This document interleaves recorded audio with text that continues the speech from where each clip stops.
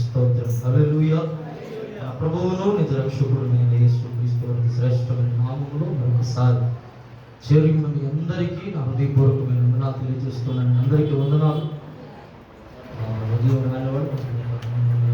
మీ అందరికీ మరొకసారి మా సంఘముల తరపున, మా పరిచర్యల తరపున వందనాలు తెలియజేస్తున్నాం. అందరికీ వందనాలు.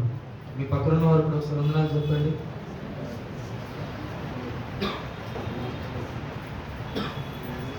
దేవుడు మిమ్మల్ని దీవించగా ఒక మంచి మాట మీ పక్కన వారికి చెప్పండి. నవ్వుతూ చెప్పండి. నవ్వుతూ చెప్పండి. నవ్వుతూ చెప్పండి. ఆమేన్. హల్లెలూయా. ఒక శ్రేష్టకరమైన సమయాన్ని ప్రభు మనకి ఇచ్చారు. ఈ రాత్రి మరలా ప్రభు సన్నిధిలో చేరి మనం అందరము కూడా ప్రభువును ఆరాధించడానికి దేవాది దేవుడు చూపిన ప్రభువును బట్టి బిగ్గరగా రెండు చేతులు పైకెత్తి స్తోత్రాలు చెల్లించుదాం. హల్లెలూయా. హల్లెలూయా. సంతోషం కలిగిన వారు మరొకసారి బిగ్గరగా, ఆనందం కలిగిన వారు మరొకసారి బిగ్గరగా, ఈ రాత్రి ప్రభు సన్నిధిలో ఉండడం ఆశీర్వాదం అని నమ్మిన వాడు కొంచెం బిగ్గరగా, ఇది గొప్ప ధన్యత అని నమ్మిన వాడు కొంచెం బిగ్గరగా. హల్లెలూయా. త్వరగా వాక్యంలోకి మనం వెళ్దాం. రోమీయులకు రాసిన పత్రిక నాటి వాక్య పట్టణాల్లో మరి 2వ వాక్య పట్టణం రోమీయులకు రాసిన పత్రిక 14వ అధ్యాయం 15వ వచనాన్ని మనం చదువుదాం.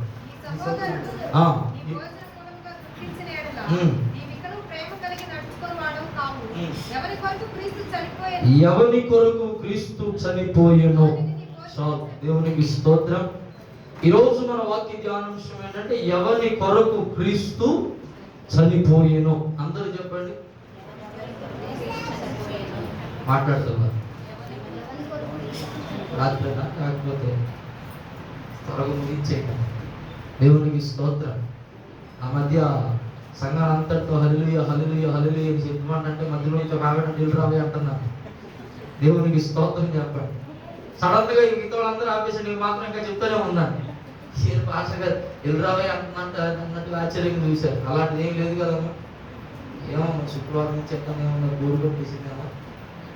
దేవునికి స్తోత్రం చేద్దాం గట్టిగా హల్లెలూయా. మీకు బోరు కొట్టినా ఏమంటే మీరు విన్నా వినకపోయినా నేను మాత్రం నా టయాన్ని ఉపయోగించుకుంటాను. దేవునికి స్తోత్రం. అలాగని చెప్పి మిమ్మల్ని వినకుండా ముందుకు తీసుకెళ్ళడం ఎంతో కొంత కొంచెమైనా మీ బుర్రలో పడేస్తే నేను ఇక్కడి నుంచి వెళ్తా. దేవునికి స్తోత్రం. గట్టిగా చెప్పాలి హల్లెలూయా హల్లెలూయా. అపోస్తలుడైన పౌలు రోమా సంఘానికి ఈ పత్రికను రాస్తూ చాలా విషయాలు ప్రాముఖ్యంగా క్రీస్తు మరణ పునరుత్థానముల గురించి మాట్లాడుతూ వస్తూ ఈ 14వ అధ్యాయంలోనికి వచ్చేసరికి మొదటి వచనంలో ప్రారంభించారుగా విశ్వాసము విషయమై బలహీనుడైన వారిని మీరు చేర్చుకొనండి అని అన్నాడు. ఏంటంట? విశ్వాస విషయమై బలహీనుడైన వారిని మీరు చేర్చుకొనండి. మీరు విశ్వాసములో బలవంతులుగా ఉన్నారని అతిశయపడొద్దు. విశ్వాసములో మంచి నిలకడ కలిగి ఉన్నారని మీరు అతిశయపడొద్దు. విశ్వాసములో మీరు ఒక అడుగు ముందున్నారని అతిశయపడొద్దు. మీ వెనకాల చాలా మంది బలహీనులు ఉన్నారు. మీ వెనకాల విశ్వాస కార్యములు చూడని వారు ఉన్నారు. మీ వెనకాల విశ్వాసం అంటే ఏంటో తెలియని వారు చాలా మంది ఉన్నారు. మీ వెనకాల విశ్వాసమునకు కూర్చున్నటువంటి ఆ ప్రార్థన గాని భక్తి గాని దాని యొక్క పరిమాణం గురించి కానీ తెలియని వారు చాలా మంది ఉన్నారు. వారిని కూర్చుంటున్నాడు విశ్వాస బలహీనులు అని అన్నాడు. ఈ విశ్వాస బలహీనుల విషయంలో మీరు కాస్తంత శ్రద్ధ తీసుకోనండి. ఎందుకో తెలుసా? మీరు బలపరచబడితే అది కేవలం మీకు మాత్రమే మేలు కనుక బలము పొందిన మీరు, ఇంకా చెప్పాలి ఏంటంటే వెలిగించబడిన మీరు, ఏమండి ప్రభు కృపను పొందుకున్న మీరు, ఆ కృపను ఆ వెలుగును ఆ విశ్వాస బలమును మీ వెనుక బలహీనులైన వారికి ఇవ్వండి అని మాట్లాడుతూ ఈ వాక్య ధ్యానాంశంలో మాట్లాడే విషయం ఏంటంటే భోజనం గురించి. ఈ రోజు నా సందర్భం అని కాదు కానీ, ఎందుకంటే మొన్న మాట్లాడేసి తిండి గురించి మళ్ళీ మాట్లాడితే ఒక వ్యక్తిగా ఉంటుంది అది. కాబట్టి ఆ అంశం లేదంటే ఆ వచనములో 15వ వచనములో ఉన్నటువంటి ఒక మాట ఈ రాత్రి మనం ధ్యానించుకోబోతాం. ఎవని కొరకు క్రీస్తు చనిపోయెను. ఇక్కడ ఒక సాక్రిఫైస్ కనబడతా ఉంది, త్యాగం. ఆయన చనిపోయాడంట. ఎవరు? ఆయనకు ఒక పేరుంది. ఆ పేరు ఏంటంటే నజరేయుడైన యేసు. దేవునికి స్తోత్రం చెప్పండి. ఏంట పేరు? నజరేయుడైన యేసు. అందరూ చెప్పండి గట్టిగా, గట్టిగా 3 సార్లు చెప్పాలి.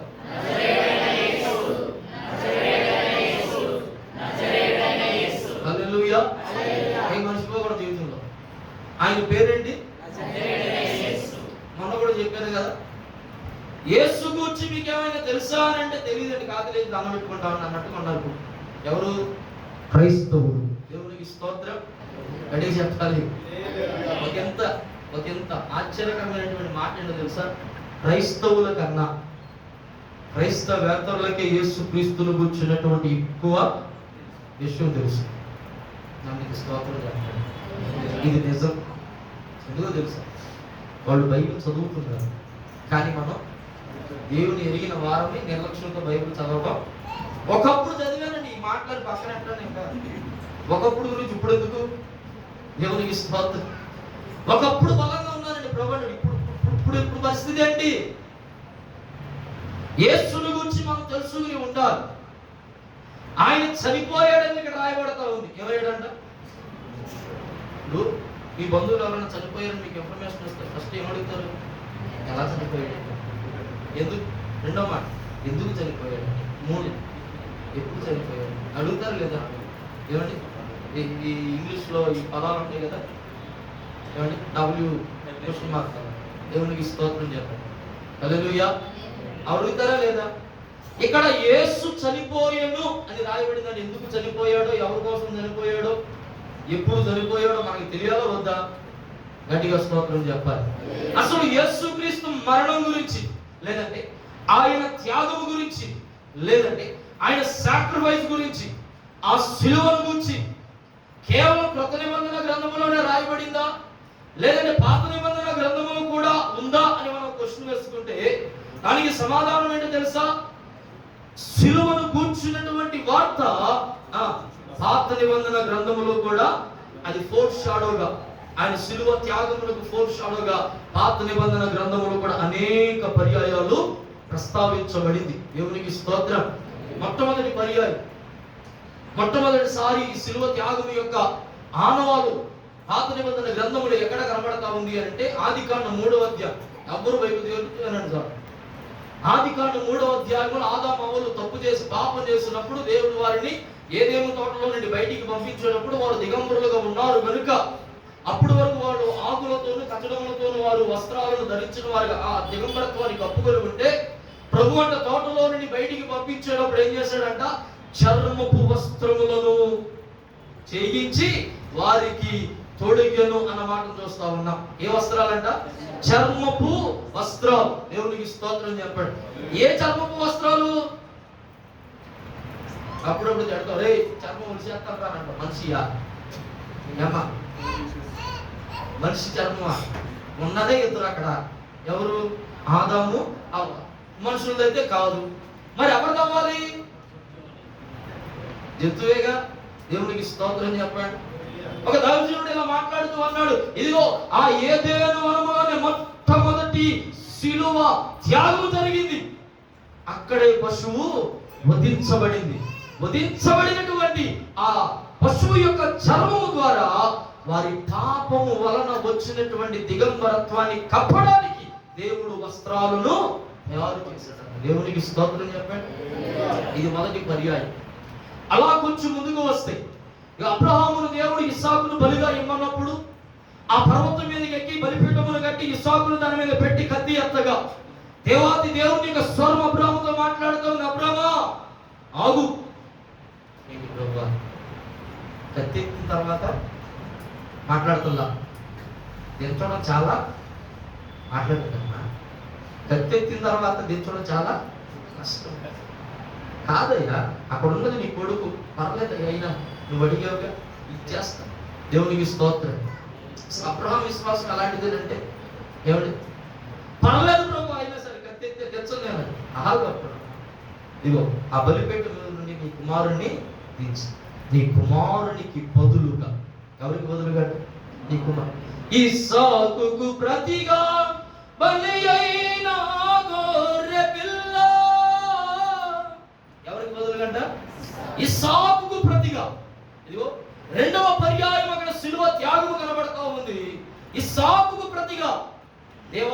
దేవుడు ఎవరు పెట్టాడంట?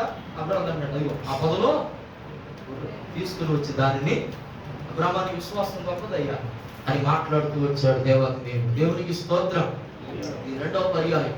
మొదటి పర్యాయం ఆదాము అవ్వలు వారు చేసిన పాపమును బట్టి కలిగిన దిగంబరత్వాన్ని కప్పడానికి దేవుడు పశువును వధించి ఆ పశువు యొక్క చర్మముతో వారికి చొక్కాలను వస్త్రాలను గుర్తించారు.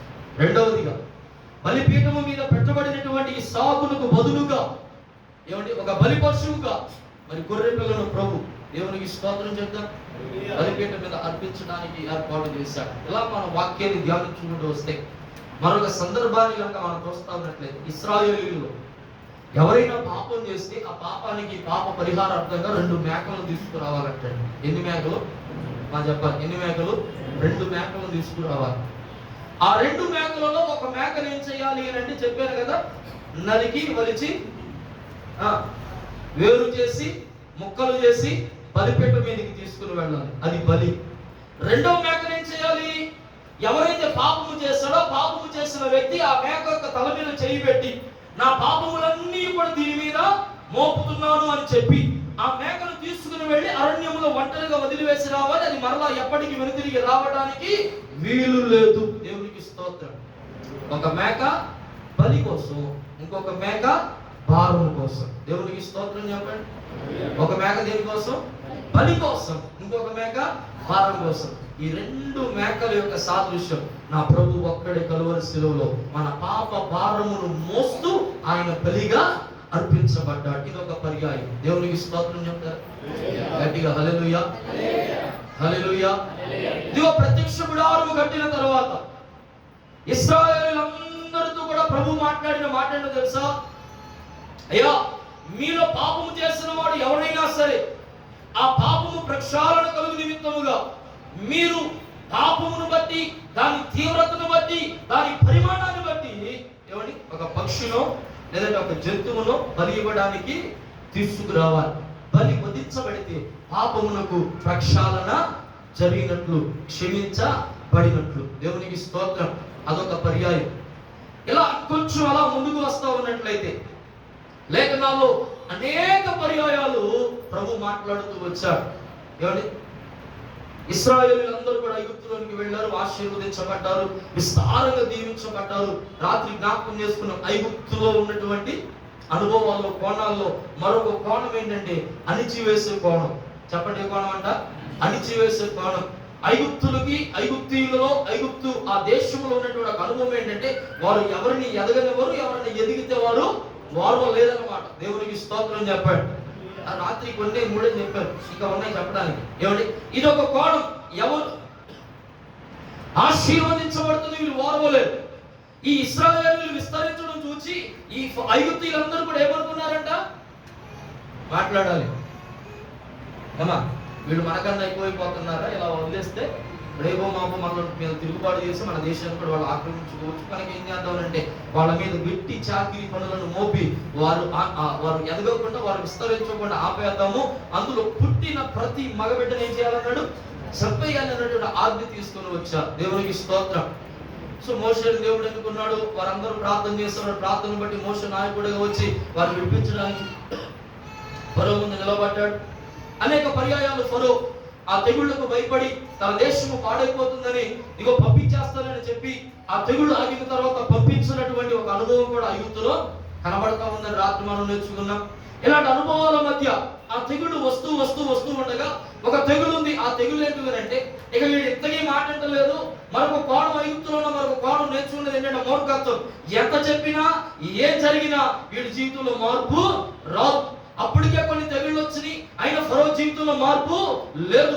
దాని కారణాన ఇదిగో ఇంకొక తెగులు వచ్చింది. ఆ తెగులు ఏంటంటే జ్యేష్ఠ కుమారులందరూ కూడా, ప్రతి ఇంటిలో జ్యేష్ఠ కుమారులందరూ కూడా మరణ దూత చేతికి అప్పగించబడేటువంటి తెగులు. దేవునికి స్తోత్రం. ఇప్పుడు ఏ దేశం మీదకి వచ్చింది? ఐగుప్తు దేశం మీదకి వచ్చింది. ఇశ్రాయేలీయులు కూడా ఆ దేశంలోనే ఉన్నారు. మరి ఇశ్రాయేలీయులు ఆ మరణదూత నుండి తప్పించబడాలి. ఇశ్రాయేలీయులు మరణదూత నుండి తప్పించబడాలి అని అంటే ఇదిగో మోషే దగ్గరికి వచ్చి అడుగుతా ఉన్నారు. మోషే దేవునికి ప్రార్థన చేస్తా ఉన్నాడు. అయ్యా ఎలా అంటే దేవుడు చెప్పాడు, ఏమన్నాడు? ఇదిగో ఒక గొర్రె పిల్లను తీసుకుని దానిని వధించి దాని రక్తమును ఇశ్రాయేలీయుల గడప కమ్ముల మీద మాట్లాడాలి. ఏమన్నాడు? దాని రక్తమును గుమ్మముల మీద ప్రోక్షించాడు. దేవునికి స్తోత్రం, హల్లెలూయా. దాని రక్తమును గుమ్మముల మీద ప్రోక్షించాడు. ఏ గుమ్మము మీద అయితే ఆ రక్తము ప్రోక్షించబడుతుందో ఆ గుమ్మములోనికి మరణ దూత ప్రవేశించదు. దేవునికి స్తోత్రం, ఎడే చెప్పాలి, హల్లెలూయా. ఏ గుమ్మం మీద అయితే రక్త ప్రోక్షణ ఉంటుందో ఆ గుమ్మములోనికి నాశనం అన్నటువంటి మాట ఇక రానే రాదు. ఏ హాని కూడా ఆ గుమ్మంలోనికి అడుగు పెట్టడానికి వీలు లేదు. యోబుతో యోబుతో దేవునితో ఆ అపవాది మాట్లాడుతూ అంటాడు కదా, అయ్యా యోబు సంగతి నీవు ఆలోచించడం ఎందుకు తెలియదు, నాకు తెలుసు. అయితే యోబుకు కలిగిన సమస్తమునకును నీవేవేశావు, కంచె వేశావు. దేవునికి స్తోత్రం చెప్పండి. ఇంకా నేను ఎంత వెళ్తాను, ఇంకా నా ఆటలు ఎలా సాగుతాయి? అందరూ నాతో కలిసి మాటని చెప్పండి. యేసు కంచె ఉంటే చెప్పాలి, యేసు కంచె ఉంటే అపవాదికి చోటు లేదు. కంచె తీసేంత వరకు యోబు దగ్గరికి చాలా సార్లు వచ్చాడండి అపవాది, కానీ ఆ గుమ్మము దాటి లోపలికి అడుగు పెట్టలేకపోయాడు. దేవునికి స్తోత్రం. దేవుడు అటు ఉన్నతమైన కంచె మన గృహంలో చుట్టూ వేయును గాక, మన జీవితాల చుట్టూ వేయును గాక, మనకు కలిగిన ఉద్యోగాల చుట్టూ వేయును గాక, మనకు కలిగిన సమస్తము చుట్టూ వేయును గాక, మన బిడ్డల చుట్టూ వేయును గాక. ఆమేన్. ఏం చేయాలంట? ఏ గుమ్మము మీద అయితే రక్త ప్రోక్షణ జరిగిందో ఆ గుమ్మములోనికి మరణ దూత ప్రవేశించలేదు. దేవునికి స్తోత్రం. ఇదొక పర్యాయం. ఇలా మాట్లాడుకుంటూ వెళితే మాట్లాడుకుంటూ వెళితే ఏ పట్టణం అది? ఎరుకో పట్టణము ప్రాకారము మీద ఒక స్త్రీ నివాసము చేస్తా ఉంటే ఆ పట్టణాన్ని వేగు చూడడానికి వచ్చిన వారిని ఆ ఎరుకో పట్టణ సైనికులు పట్టుకోవాలని ప్రయత్నించినప్పుడు ఆ స్త్రీ ఏం చేసిందంటే వారిని దాచిన వారు దిగినప్పుడు ఆ స్త్రీ అంటున్న మాట, అయ్యా మీరు జీవము గల దేవుని బిడ్డలని నేను ఎరుగుదును, మీ ముందు ఏ సైన్యం కూడా నిలబడలేదని నాకు వార్త అందింది. ఇప్పుడు మీరు ఇక్కడికి వచ్చారంటే నిత్యం ఈ దేశం కూడా మీ చేతికి అప్పగించబడుతుందని నాకు తెలుసు. కాబట్టి నేను నా ఇంటి వారిని రక్షించబడినట్లుగా నేను మీకు చేసిన ఉపకారమును బట్టి నాకు కూడా ఏదైనా ఉపకారం చేయగలరా అని అడిగినప్పుడు ఆ వ్యక్తులు ఏం చేశారంటే ఆ ఇద్దరు కూడా ఆ కిటికీ గుమ్మమునకు ఎర్రటి దారాన్ని, ఇది ఒక పర్యాయం, ఇలా మాట్లాడితే క్రీస్తు యొక్క త్యాగమును గురించి, లేదంటే ఆ శిలువ యొక్క సాదృశ్యమును గురించి పాత నిబంధన గ్రంథములో అనేక పర్యాయాలు ప్రభు దాని గురించి ప్రస్తావిస్తూనే ఉన్నారు. దేవునికి స్తోత్రం చెప్తారు గట్టిగా, హల్లెలూయా. మాత్రమే కాదు, అనేక మంది ప్రవక్తల నోట దేవుడు ప్రవచనాత్మకంగా ఆ శిలువను గూర్చిన, ఆ శిలువ త్యాగమును గూర్చినటువంటి విషయాలను రాయించాడు. కీర్తన భక్తుడు దావీదు భక్తుడు రాశాడు, యెషయా భక్తుడు రాశాడు. ఇలా మనం ధ్యానించుకుంటూ వెళితే ఎంతో మంది ప్రవక్తలు, జకరియా మాట్లాడాడు, యోవేలు మాట్లాడాడు. ఈ ప్రవక్తలందరూ కూడా క్రీస్తు యొక్క శిలువ మరణమును గూర్చి, శిలువ త్యాగమును గూర్చి మాట్లాడుతూ వచ్చా. దేవునికి స్తోత్రం, గట్టిగా చెప్పాలి, హల్లెలూయా, హల్లెలూయా. ఇంతకీ మన ధ్యానాంశం ఏంటి? ఎవరి కొరకు క్రీస్తు ఇదిగో ఆయన సాదృశ్యముగా ఇస్సాకుకు ప్రతిగా ఒక గొర్రె పిల్లని, అబ్రహాము ఆదాము చేసినటువంటి పాపమునకు ప్రతిగా వారి యొక్క పాపము వలన కలిగినటువంటి ఆ యొక్క ప్రతిఫలమును కప్పడానికి ఒక బలిగా అక్కడ ఆ పశువును వధించడం, ఇలా ఇశ్రాయేలీయుల మధ్య వారి పాపమునకు ప్రక్షాళన కొరకే పశువును వధించడం, ఇదిగో 2 మేక పిల్లలను వారి పాప పరిహారార్థమై ఒకటి భారము వేయడానికి, ఒకటి బలిగా అర్పించబడడానికి తీసుకుని రావడం, ఇదిగో ఆ గుమ్మములకు రక్త ప్రోక్షణ, పశువును వధించి రక్త ప్రోక్షణ జరిగించడం, ఇవన్నీ కూడా తెలియజేస్తున్నటువంటి మాట ఏంటో తెలుసా? చెప్పండి,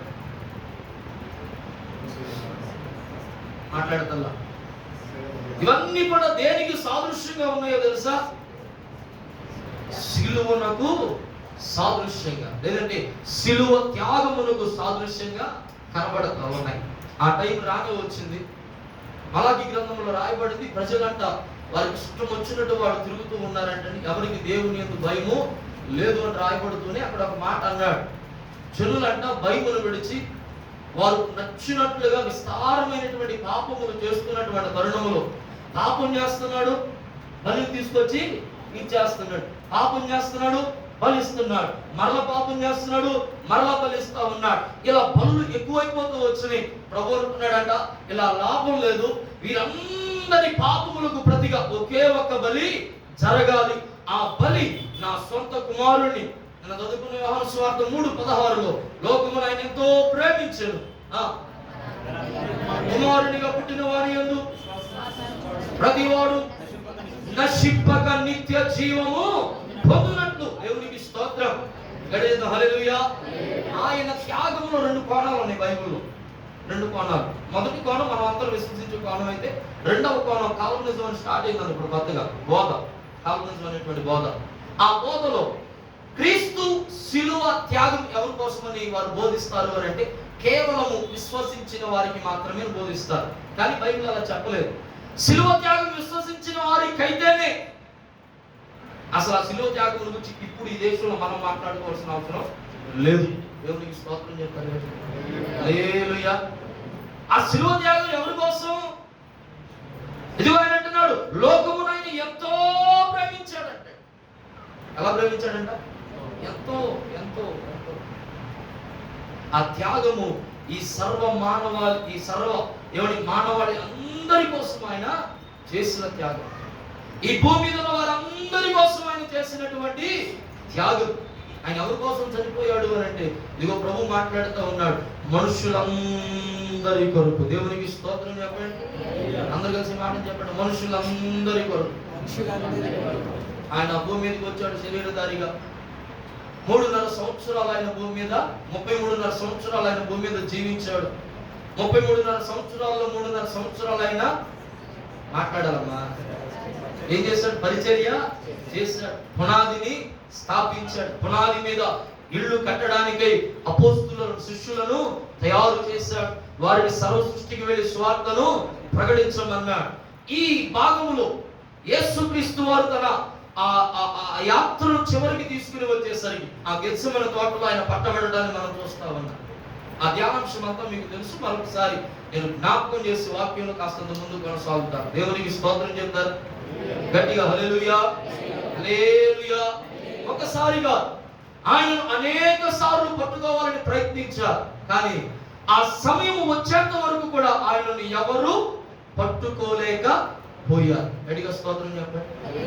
ఆ సమయం వచ్చేంత వరకు ఆయన ఎవరు పట్టుకోలేకపోయారు. సమయం వచ్చింది. ఆ గెత్సెమనే తోటలో యూదా వచ్చాడు. ఆయన బొగ్గు మీద ముద్దు పెట్టాడు. వెంటనే సైనికులు వచ్చారు, అరెస్ట్ చేశారు. విచిత్రమైనటువంటి విషయం ఏంటంటే, మీకు తెలిసిన మాట, రాత్రికి రాత్రే ఎన్ని కోట్లు తిప్పారండి? 6 కోట్లు తిప్పారు. ఎన్ని కోట్లు? 6 కోట్లు. 6 న్యాయస్థానాలు తిప్పారు. ఆ 6 న్యాయస్థానాల్లో 3 న్యాయస్థానాలు మతపరమైనవైతే, యూదులకు సంబంధించినవైతే, 3 న్యాయస్థానాలు రోమా ప్రభుత్వానికి సంబంధించినవి. దేవునికి స్తోత్రం చెప్పండి. హల్లెలూయా. 3 ఏమో యూదా మతపరమైనవి. యూదా మతం అంటే ఏంటి? వీరు కేవలం ధర్మశాస్త్రాన్ని మాత్రమే అంగీకరిస్తారు. వీరు మనుష్య కుమారుని బోధనను ఏ మాత్రం కూడా అంగీకరించలేదు. ఈ యూదా న్యాయస్థానంలో, మత న్యాయస్థానంలో జరిగినటువంటి ఏదైనా మోపినటువంటి నేరం ఏంటో తెలుసా? ఈయనే రాజు అని చెప్పుకుంటున్నాడు, దేవుని కుమారుడని చెప్పుకుంటున్నాడు, మనుష్య కుమారుడని చెప్పుకుంటా ఉన్నాడు అని ఆయన మీద నేరాన్ని మోపి ఇప్పుడు రోమా ప్రభుత్వపు న్యాయస్థానాలకు తీసుకుని వెళ్ళారు. ఆ 3 న్యాయస్థానాలు అంటే 2 న్యాయస్థానాలు. ఒకటి పిలాతుది, రెండోది హేరోదుది అన్నమాట. పిలాతు దగ్గరికి ఫస్ట్ వచ్చారు, అక్కడ నుంచి హేరోదు దగ్గరికి వెళ్ళారు, మరలా తిరిగి పిలాతు దగ్గరికి వచ్చారు 3 సార్లు. ఇక 3వసారి పిలాతు ఇక చేతులు కడిగేసుకుని, నాకు సంబంధం లేదయ్యా, మీరేం చేసుకుంటారో చేసుకోండి అని నన్ను వదిలేశారు. ఇక యేసు ప్రభుని ఆ రాత్రి ఒక మాట ఇక్కడ జ్ఞాపకం చేసినట్లయితే, అసలు న్యాయస్థానాలు రాత్రి కూడా ఓపెన్ అవ్వాలి, ఓపెన్ ఉంటాయా? మాట్లాడాలి. న్యాయస్థానం కోర్టు రాత్రి కూడా ఓపెన్ ఉంటాయా? 5 అవడం కట్టబడ్డ సదస్సులు జరిపే గేవుగాడు ప్రభుత్వ కార్యాలు 5 పొందేసి దేవునికి స్తోత్రం చెప్పండి. అలాంటిది యేసు ప్రభుని శిక్షించడం వాసం అంట. అసలు ఎంత నేను అనుకుంటానండి, ఏమంటే రికమెండేషన్, ఎంత రికమెండేషన్ వాడు ఉంటారు. అవునా కదా? దేవునికి స్తోత్రం చెప్పాలి. గట్టిగా హల్లెలూయా. ఎంత రికమెండేషన్ వాడుంటారు. రాత్రికి రాత్రి 6 న్యాయస్థానాలు తిప్పడం అంటే మాటలు. ఎంత బాగుపట్టేసి ఉన్నారు యేసు ప్రభు మీద. ఏమంటే అవును కదండి. ఎంత బాగుపట్టి ఉండకపోతే, ఆయన ఎంత ద్వేషించి ఉండకపోతే, అపవాది యేసు ప్రభు చెప్తా ఉన్నారు అని చెప్పాను కదా, అది ఏ గడి అంట? అంధకార సంబంధముకు అధికారం యొక్క గడి అంటే. అది ఎంత ప్రభావం చూపకపోతే ప్రజల మీద, అది ఎంత ప్రభావం చూపకపోతే ప్రభుత్వం మీద, అది ఎంత ప్రభావం చూపకపోతే ఆ మత అధికారుల మీద, రాత్రికి రాత్రి 6 న్యాయస్థానాలను తిప్పి యేసు ప్రభుని సిలువ వేయడానికి శిక్షణ వేశారండి వాళ్ళు. దేవునికి స్తోత్రం చెప్తారు. గట్టిగా హల్లెలూయా. యేసు ప్రభుకి శిక్ష వేసింది ఎవరండి చెప్పండి? యేసు ప్రభు శిక్ష వేసింది ఎవరు? అప్పుడు ఆడేసారు, ఇప్పుడు మనం వేస్తాం. చెప్పండి. అప్పుడు ఆడేసారు, మాట్లాడుతున్నారు. ఇప్పుడు వేస్తాం లేదా? దేవునికి స్తోత్రం చెప్పాలి గట్టిగా. హల్లెలూయా. బైబిల్లో రాశాడు కదా మాట, మీరు పదే పదే ఆయనను సిలువ వేయుచున్నారు అని. ఎలా సిలువ వేస్తున్నాం ఆయన్ని? మనం అనుకుంటున్నాం అప్పుడు సిలువ వేశారండి ఆయన. కాదు కాదుగా. నీవు చేసే అతిక్రమాల ద్వారా, పాపముల ద్వారా, ఆయన అసహ్యమైనటువంటి కార్యముల ద్వారా ఇప్పటికీ నీవు ప్రభువుని సిలువ వేస్తూనే ఉన్నావు. విషయాన్ని జ్ఞాపకం చేసుకోవాలి ఖచ్చితంగా. ఒప్పుకోవాలి. ఒప్పుకున్న వాడు ఏం చేస్తాడంటే, ఏం చేయబడతాడు? వర్ధిల్లుతాడు, కనికరాన్ని పొందుతాడు. ఇంకా యేసు ప్రభుని సిలువ వేసే అనుభవాల్లో కనుక నీవు ఉంటే, అసలు ఆయన చనిపోయిందే నీ కొరకైతే, అసలు ఆయన ఆనాడు సిలువెక్కిందే నీ కొరకైతే, అసలు ఆయన ఆనాడు సిలువలంత బాధ భరించిందే నీ కొరకైతే ఏమా. కానీ ఇప్పటికీ మనం చేస్తున్నటువంటి పనులను బట్టి, ప్రభు నామానికి అవమానకరంగా జరిగేటువంటి కార్యములను బట్టి, ఇంకా గట్టిగా పచ్చిగా చెప్పాలి అంటే, దేవుని ఎరిగిన బిడ్డల కన్నా దేవుని ఎరగని బిడ్డల నీతిమంతులుగా జీవిస్తా ఉన్నారు. కాదంటారా? దేవుని మందిరానికి వచ్చే బిడ్డల కన్నా మందిరానికి రానటువంటి వారే కాస్తంత యథార్థత కలిగి బ్రతుకుతున్నారు లోకంలో. ప్రభు అన్నాడు అప్పులు ఇవ్వద్దని అప్పులు ఇచ్చేవాడే క్రైస్తవులు అసలు ముందు. దేవునికి స్తోత్రం. ఎవరు అసలు అప్పులు ఇచ్చేవాడే క్రైస్తవులు అండి. నాకు తెలుసు, మా ఊళ్ళో ఉన్నారు, మా చర్చిగా వస్తారు. ఎన్నిసార్లు చెప్పినా మారలేదు. ఇక మీరు చేసే పనులను బట్టి ఏం చేస్తా ఉన్నారంట? పదే పదే పదే పదే మనం అనుకుంటా ఆయన ఆడేసారండి సిలువ. ఎవరు ఆడేసింది అయిపోయిందమ్మా. కానీ ఇప్పటికి నువ్వు సిలువ వేస్తాను చూసావు, అది దురదృష్టకరం. ఇప్పటికి సిలువ వేస్తాను చూసావు, అది దరిద్రం. ఇప్పటికి సిలువ వేస్తాను చూసావు, అది శాపం. ఇప్పటికి సిలువ వేస్తాను చూసావు, అది అన్యాయం. వారు చేసింది అన్యాయం అవ్వచ్చు, అవ్వకపోవచ్చు, కానీ నువ్వు చేసేది మాత్రం ఖచ్చితంగా అన్యాయమే అని చెప్పడానికి ఏమాత్రం సందేహం అసలు. దేవునికి స్తోత్రం. గట్టిగా చెప్పండి హల్లెలూయా. మాట్లాడితేనా 30 years ఇండస్ట్రీ అంటారు. ఏం చేయడానికి అండి?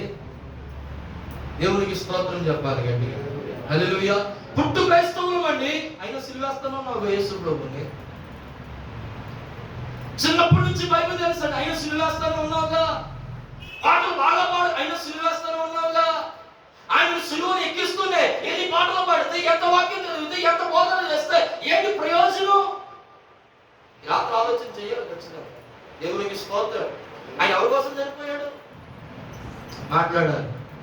ఎవరి కోసం చనిపోయాడు? నీ కోసం చనిపోయిన వ్యక్తిని మరలా నీవు అన్యాయంగా సిలువ వేస్తే అసలు ఏమైనా ఆలోచన చేయండి ఒకసారి. దేవునికి స్తోత్రం. రాత్రికి రాత్రి శిక్ష వేసేశారు, తెల్లారి పట్టికి అమలు చేశారు. 9 గంటలకు ఇంచుమించుగా సిలువ వేయడానికంటే ముందే ఆయనంట ఒక ఏమంటారు దాన్ని, స్తంభానికి కట్టి ఏమండి ఏం చేశారంట? వీపుని నాగటి చాలవలే దున్నారంటే. దున్నడం అంటే ఏంటి తెలుసా? మనందరూ పల్లెటూరు నుంచి వచ్చిన మోస్ట్లీ దున్నడం మీకు తెలుసు. ఏమండి డాక్టర్ నాగలతో దున్నుతూ ఉంటారు కదా. ఏమండి ఏమవుతుంది? దున్నుతూ ఉన్నప్పుడు మట్టి పొరలుగా లేచిపోతూ ఉంటారు. యేసు ప్రభువును ఆ కొరడాలతో కొడతా ఉన్నప్పుడు అంట, ఇదిగో చరిత్రలో రాయబడింది, ఆ కొరడ అంచునంట గాలపు ముళ్ళు లాంటివి ఆ కొరడాకి అంచున కట్టబడి, ఆ గాలపు ముళ్ళు కలిగినటువంటి కొరడాలతో కొడతా ఉంటేనంట ఈ వీపంతా కూడా ఆ చర్మము లేచిపోయి వెనుక భాగం పక్కటెముకలు కనబడ్డాయంట.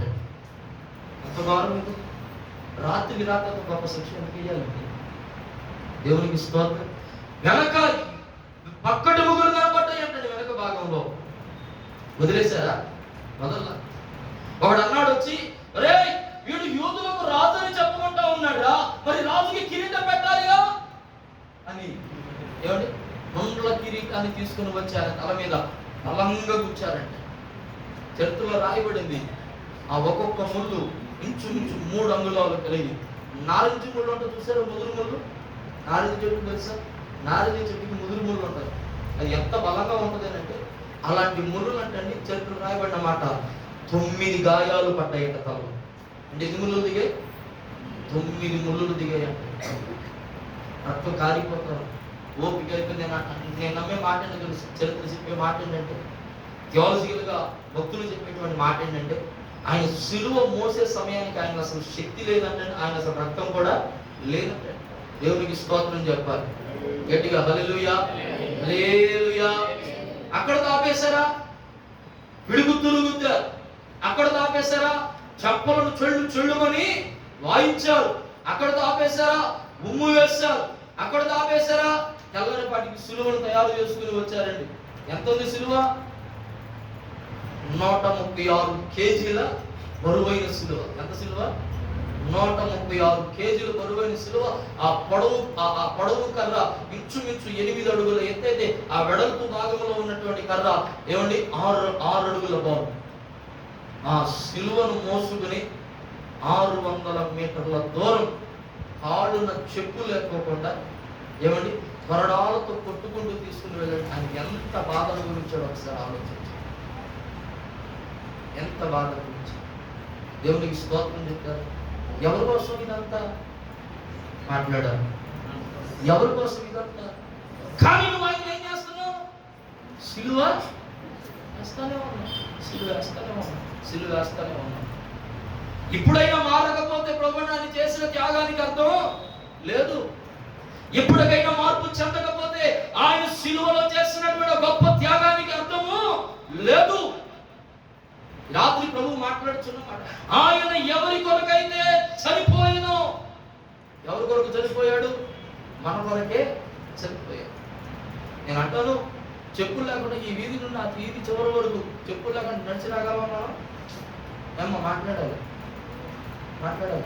అన్నకు కాస్తంత వ్యవసాయం పని తెలిసిన వాళ్ళకి ఏదైనా, అందులో నీ చదువులు వచ్చేసిన తర్వాత బాగా నడవడం లేదు, చెప్పులకి కాలుకి చెప్పు లేకుండా గుమ్మం దాటి అడుగు బయట పెట్టడం లేదు.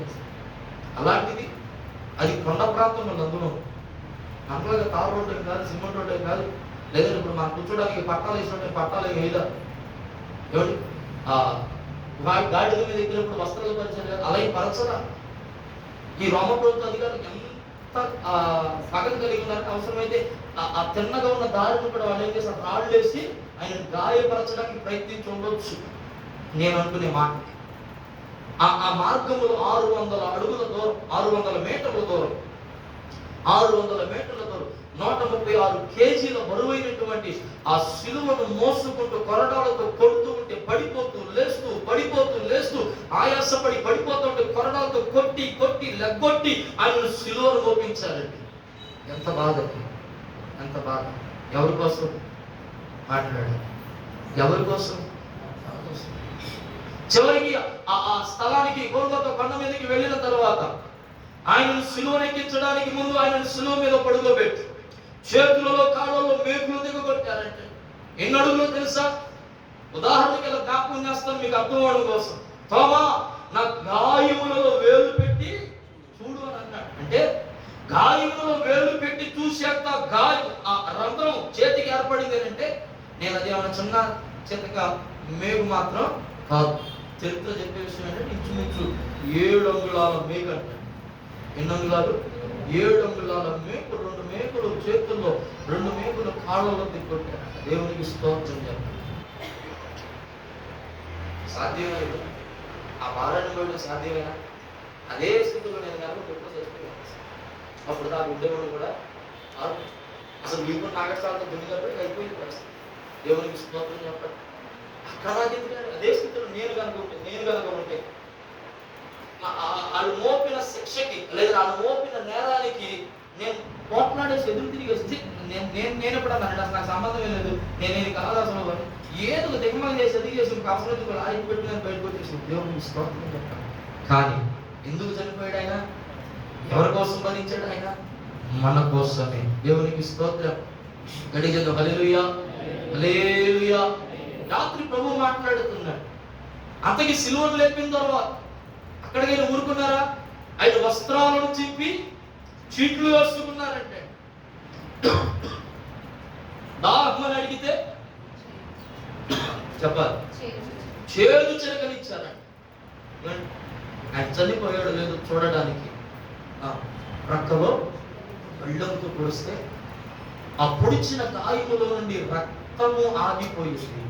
ఏం కారిందంట? నీరు కారిందంట. ఒక్క బొట్టు కూడా తన శరీరంలో రక్తం, ఒక్క బొట్టు కూడా తన శరీరంలో రక్తం లేదు. ఆఖరి బొట్టు వరకు. ఒక మాట అడుగుతానమ్మా, మన కోసం అలా మరణించే వాళ్ళు ఎవరు ఉన్నారో చెప్పచ్చు? అంత త్యాగం చేసేవాళ్ళు ఎవరు ఉన్నారు? కనీసం నేను అడుగుతున్నాను, మన ఇంట్లో ఉన్నాను, ఇప్పుడు ఉన్నటువంటి సిచ్యువేషన్ బట్టి అరే నాకు రక్తం తక్కువైంది కాస్త రక్తం ఎవరా అన్నా సరే ఇచ్చేవాళ్ళు ఎవరైనా ఉన్నారా? మాట్లాడుతున్నా. కానీ ఆయన ఎంత ప్రేమ చూపాడు మన పైన, ఎంత త్యాగం చేశాడు మన కోసం. మనం ఆ పాపములు పడిపోకూడదని, పాపం వల్ల కలుగు మరణములకు పాత్రులు కాకూడదని, ఆ నిత్య నరకాగ్నికి వెడకుండా ఉండకూడదని, ఆ ఆరుని అగ్నిగుండములో మనం పడకూడదని నా యేసయ్య మన పాపములను ఆయన మీద మోసుకొని మన కొరకు కలువరి సిలువలో మరణించాడు. ఆయన ఊరికనే మరణించాల. ఆయన ఊరికనే సిలువలో ఆ దెబ్బలతో లేదంటే ఆ గాయాలతో ఆయన ఏదో ఎవరి ఫేమ్ కోసమో లేదంటే ఏదో గొప్పదనం కోసమో ఆయన కాదు మరణించింది. కారణం ఏంటి తెలుసా? ఆయన ఎందుకు మరణించాడో తెలుసా? నీ కొరకు నా కొరకు. దేవునికి స్తోత్రం. గడి చెప్పాలి హల్లెలూయా. పాడుతున్నా. నోరు తెరువలేదా ప్రేమ, బదులు పలుకలేదా ప్రేమ. నోరు తెరువలేదా ప్రేమ,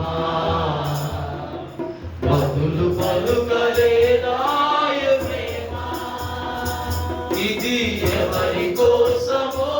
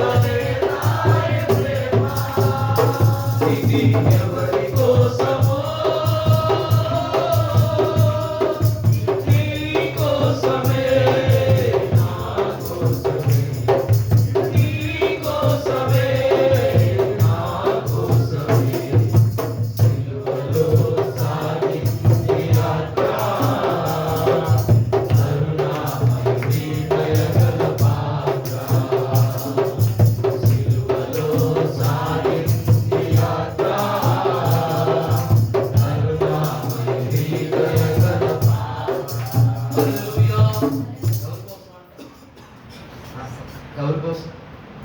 మన కోసం. ఆ త్యాగము మన కోసం, ఆ దెబ్బలు మన కోసం, ఆ రక్తము మన కోసం, ఆ గాయాలు మన కోసం, పక్కన వాళ్ళ కోసం, నీ కోసం అనడానికి లేదు. అమ్మా నీకోసం అనడానికి లేదు. ఎవరి కోసం? నా కోసం, నా పాపముల కోసం, నేను నిత్య జీవంలో ఉండడం కోసం, నేను నశించకుండా ఉండడం కోసం, నేను మరణం అందకుండా ఉండడం కోసం, నేను శాపములో కొట్టుమిట్టాడకుండా ఉండడం కోసం, నేను ఆ ఆరని అగ్నిగుండములో పడకుండా ఉండడం కోసం ఆయన నా కోసమే కలువరి శిలువలో మరణించారు. అక్కడికి వదిలేశారా? వదిలేశారు అక్కడికి వదల. ఆయన చనిపోయాడో లేదో అని తెలుసుకోవడానికి అనేక రకాలుగా ఆయనను చిత్రహింసలు పెట్టారు.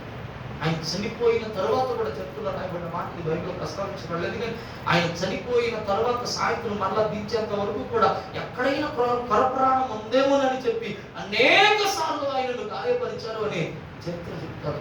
దేవునికి స్తోత్రం. బడిజేద్దాం హల్లెలూయా, హల్లెలూయా. ఇంత జరిగిన ఆఖరికి సిలువలో కలిగిన మాటలు చూశారు, తండ్రి ఇదేమి చేస్తున్నారు మీరు? నువ్వు ఎన్నిసార్లు ప్రభువుని సిలువ వేసిన ఇంకా క్షేమంగా ఉన్నామంటే కారణం ఏంటో తెలుసా? ఇప్పటికీ నా ప్రభు తండ్రి కుడి పార్శ్వమందు ప్రార్థన చేస్తా ఉన్నాడు. కొట్టు చప్పట్ల గట్టిగా.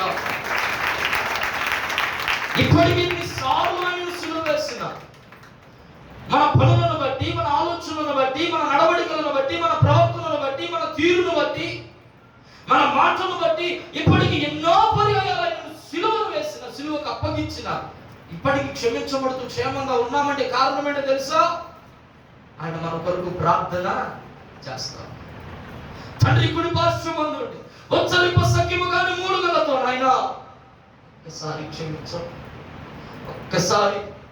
ఒక్కసారి క్షమించదు. వారు నశించబడుతారు, వారు చనిపోకూడదు నాయన, వారు మరణానికి అప్పగించబడకూడదని ఇప్పటికీ నా యేసయ్య మన కొరకు ఉచ్చరింప సఖ్యము గాని మూలుగులతో ప్రార్థన చేస్తాం. ఇంత త్యాగం చేసిన ఆయనకి మనం ఏం చెప్పాలి? తలలో వచ్చని ప్రార్థన చేసుకుంటాం. రాత్రి ప్రభు మాట్లాడుచున్నమాట, ఆయన నీ కోసమే చనిపోయాడు, అది నువ్వు అంగీకరించగలిగితే, అది నువ్వు తెలుసుకోగలిగితే, అయ్యా ఈ రాత్రి నా హృదయాన్ని నీకు అప్పగిస్తాను, ఆయన ఈ రాత్రి నా జీవితాన్ని నీకు అప్పగిస్తాను, ఇక మరలా ఎన్నటికీ నేను సిలువ వేయను ప్రభు అని ఒక తీర్మానం చేసుకుంటా. సహోదరుడా, ఆయన నీ కొరకు చనిపోయాడు. సహోదరి, ఆయన నీ కొరకు చనిపోయాడు. ఆయన నీ కొరకు చనిపోయాడు. ఎందుకైనా త్యాగం నువ్వు అర్థం చేసుకుంటున్నావు? ఎందుకైనా శిలువ త్యాగం నువ్వు గుర్తించలేకపోతున్నావు? ఎందుకైనా శిలువ త్యాగాన్ని నిర్లక్ష్యపరుస్తున్నావు?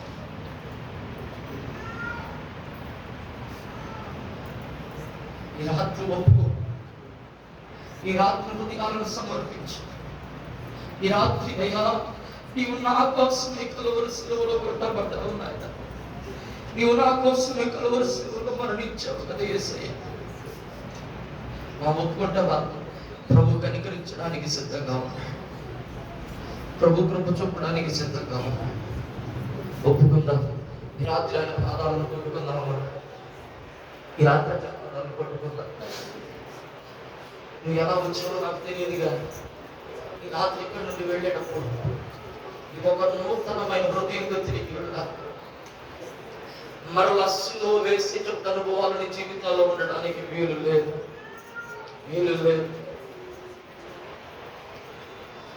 ఇంత గొప్ప రక్షణను నిర్లక్ష్యము చేసిన ఎడలా, ఇంత గొప్ప రక్షణను నిర్లక్ష్యము చేసిన ఎడలా ఎలాగు నీవు తప్పించుకొందు, ఎవరు నిన్ను మోక్షము చేర్చెదరు, ఎలాగు నీవు తప్పించుకొందు, ఎవరు నిన్ను మోక్షం చేర్చెదరు. ఉపకాలం దాటకుందే ఈ జీవితము పోకముందే,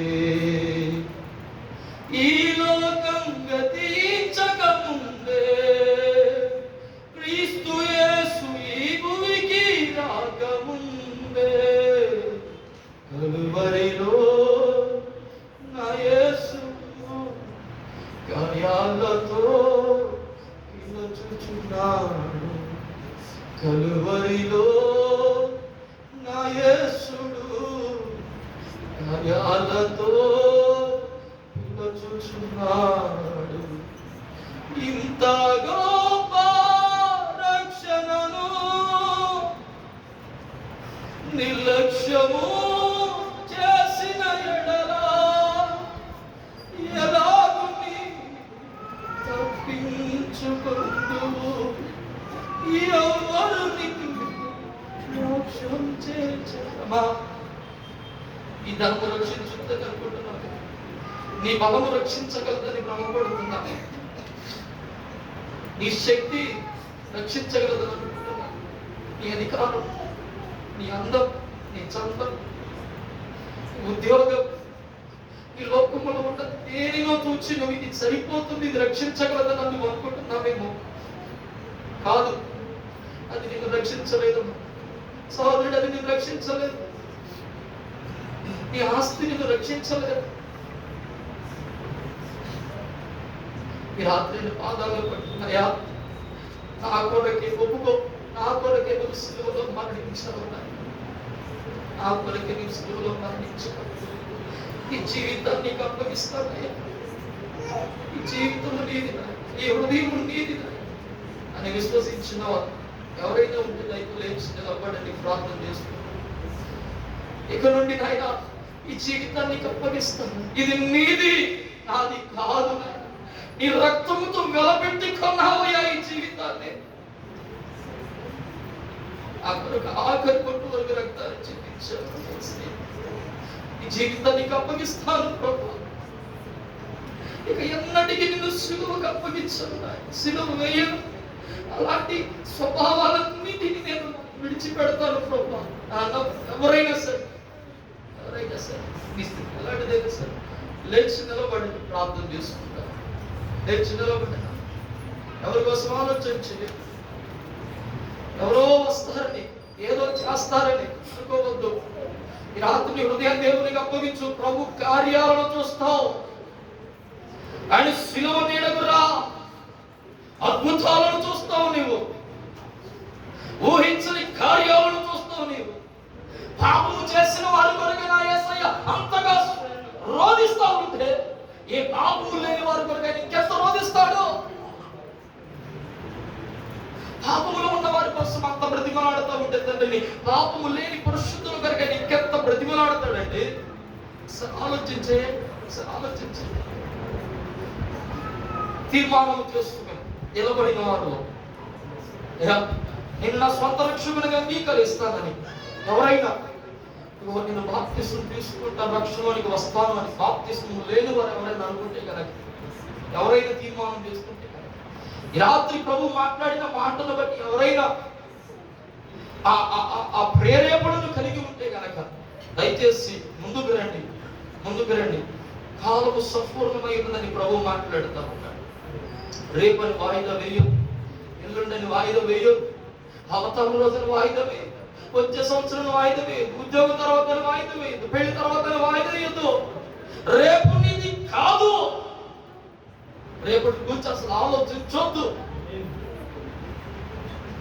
సమయం ఉండగానే జ్ఞానులు వలె నడుచుకోనండి. ఇదిగో ప్రభు నిన్ను పిలుస్తూ ఉన్నాడు. నీ భారమును తీసివేయడానికి ప్రభు నిన్ను పిలుస్తూ ఉన్నాడు. ఇంకెవరైనా అయ్యా నేను రక్షణ పొందుకుంటాను, బాప్తిస్మం తీసుకుంటాను అన్నవాళ్ళు దయచేసి ఒక్క అడుగు ముందుకేసి రెండు. మీ పక్కన వాళ్ళు చూడకండి. మీ పక్కన వాళ్ళు చూడండి. ఈ రాత్రి ప్రభు నీతోనే మాట్లాడు.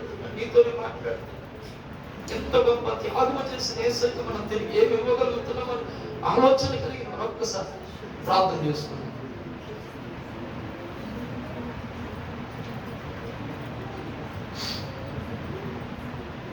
ఆఖరిగా ఎవరైనా ఇంటికాడ తల్లిదండ్రులు అడగాలనో లేదు ఇంకొకరు అడగాలను. మరణం వస్తే తల్లిదండ్రులు అడిగి రాదండి. మరణం వస్తే భర్తను అడిగి రాదు. మరణం వస్తే భార్యను అడిగి రాదు. నరకానికి వాడు ఒప్పుకుంటే కాదు నువ్వు వెళ్ళేది. రక్షణ లేకపోతే వెళ్ళిపోతాం. కాబట్టి ఒక్కసారి దయచేసి హెచ్చరికను మనసును పెట్టి ఇంకెవరైనా నేను బాప్తిస్మం తీసుకుంటాను. ఇక్కడ కాదు, ఇంకెక్కడైనా ఒకవేళ నువ్వు కట్టబడిన సంఘంలో తీసుకున్నా సరే, ఒక పునాది వేయబడిన సంఘములోనైనా సరే నువ్వు ఎక్కడైనా బాప్తిసం తీసుకో. ఆ ప్రేరేపణ ఉంటే, ఆ తీర్మానం ఉంటే దయచేసి ఒక అడుగు ముందుకు వేయండి. ప్రార్థన చేసుకుంటా. దయచేసి ముందుకు వచ్చిన వారి తర్వాత ఒకవేళ ఎక్కడ తీసుకోవాలని అనుకుంటే దైవజనులను మీరు సంప్రదించండి. ప్రార్థన. ప్రేమ గల తండ్రి, దయగలిగిన రాజు, నీ అపారమైన ప్రేమను బట్టి, కృపను బట్టి స్తోత్రాలు.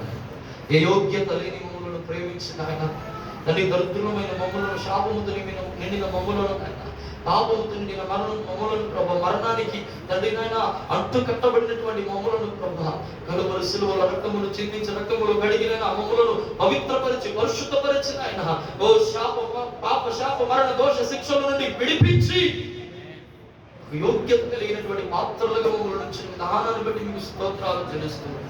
ఈ రాత్రి నాని వాక్యముల నుంచి మాతో మాట్లాడారు. నాయన అదిగో తండ్రి, బిడ్డలు ప్రభు ఒక తీర్మానంలోకి వచ్చారు. ఇక ఎన్నటికీ నాయన మా పనుల వల్ల, మా క్రియల వల్ల, మా తలంపుల వల్ల, మా ఆలోచన వల్ల, మా నడవడిక ద్వారా, మా ప్రవర్తన ద్వారా, మా తీర్పు ద్వారా ఆయనను సిలువ వేయము, ఆయన నామమునకు అవమానకరముగా ఉండము అని తీర్మానించు నిలబడిన ప్రతి ఒక్కరికి నూతన హృదయాన్ని పుట్టించండి. విడిచిపెట్టడం కష్టమే, అపవాది ఒప్పుకోడు. వాడు అనేక పర్యాయాలు యుద్ధాలు ప్రకటిస్తావాడు. ఆ యుద్ధాలన్నిటిలో కూడా బిడ్డలకు నాయన నీ ధ్వజ హస్తమును తోడుగా ఉంచమని అడుగుచు, నీ దక్షిణ హస్తమును తోడుగా ఉంచమని అడుగుచున్నా. పోరాడుచున్న అపవాది చీకటి కార్యముల పైన యేసు నామములో ఈ స్థలమున ప్రతి ఒక్కరికి జయము కలుగునుగా. విజయ ధ్వజమును పైకెత్తే కృపను మాకు దయచేయండి.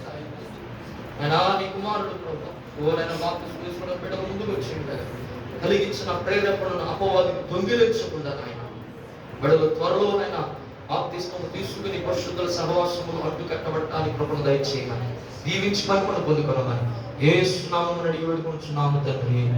ఆమేన్.